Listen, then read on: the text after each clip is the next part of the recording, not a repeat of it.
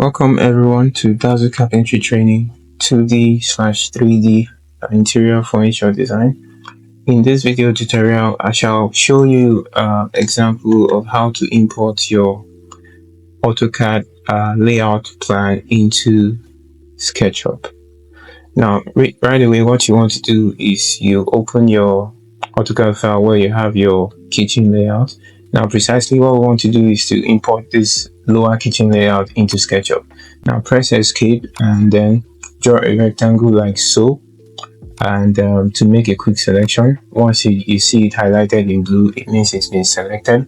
Then you press W, Enter. Now, what that does is to convert your selection into a block.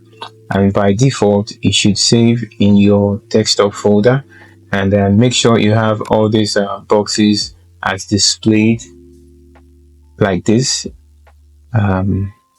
unit and all that. Make sure it's displayed like so, and press OK. And what that does is it will convert that selection into a block form. Now it is that block form that you will import into SketchUp.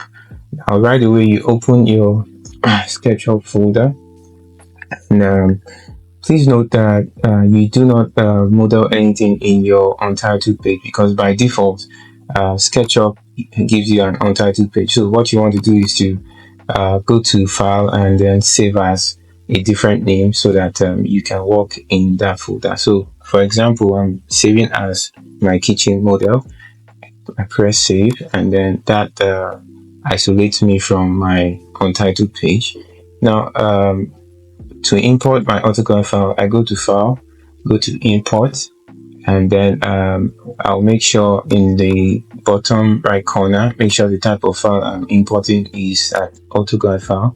Then click on Options, and then make sure your boxes are checked as displayed, and then press OK. Then kindly navigate to where you have your new block. It's an Autocad file. Now select that and then press click on Import, and you should have it imported into your SketchUp file as displayed.